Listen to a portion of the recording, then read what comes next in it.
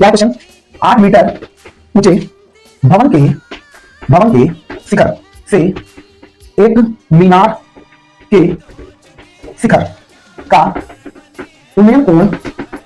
60 अंश है, 60 अंश है, और उसके पास का अवनमन कोण और उसके पास का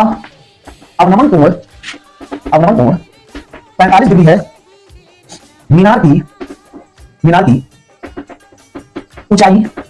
याद करो। ये क्वेश्चन 2021 के बोर्ड एग्जाम में पूछा गया है, इंपॉर्टेंट है, आप लोग समझ जाओगे। क्वेश्चन 2 क्वेश्चन ये ऑलरेडी खाओ मतलब व्यवस्था नहीं है, जिसको नहीं है, लेकिन आपको बनाने का पूरा प्रयास है, उससे बनाना थोड़ा आसान भी होता है क्योंकि चीजें ऑलरेडी होती है, थोड़ी सी होती है, लेकिन इसमें हमको ज्यादा मेहनत करनी पड़ती है। क्वेश्चन तो लिखते हैं, लेकिन समझाते हैं आपको। अब जैसे और क्वेश्चन होते हैं जो फिल्टर होते हैं वो भी बताने का पूरा प्रयास करते हैं, हमारा कोई लिखा हुआ नहीं है, तो आपके सामने बताने का प्रयास करें, जैसे आपको ऑफलाइन क्लास में पढ़ाया जाता है, ठीक है, उसी तरह से बिल्कुल बताने का प्रयास करें। क्वेश्चन क्या है, 8 मीटर ऊंचे भवन के एक शिखर से, मान लीजिए ये 8 मीटर ऊंचा एक भवन का शिखर है, ठीक है, इसका नाम दे दीजिए एबी, मान लीजिए, ठीक। भवन के शिखर से एक मीनार के शिखर का उन्नयन कोण, यहाँ पर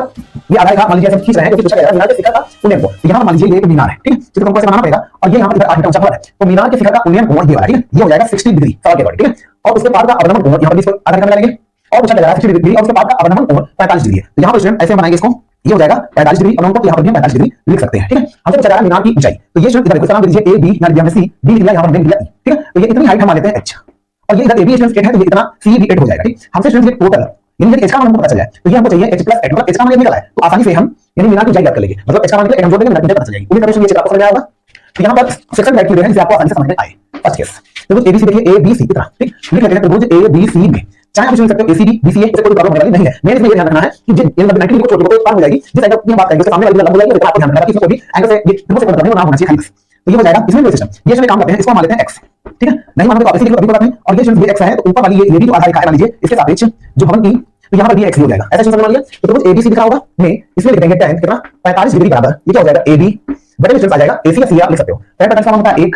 ab का मान 8 दिया गया है, ac का मान x, तो x का मान यहाँ से निकला 8 मीटर आ गया, ये क्या निकला x का मान, ये पहले कैसे होंगे। यहाँ पर सेकंड केस दूसरा क्वेश्चन ये वाला एंगल हमको लेना है, यानी त्रिभुज हम लिखेंगे DBE में, तो हम लिखेंगे सेकंड केस में त्रिभुज DBE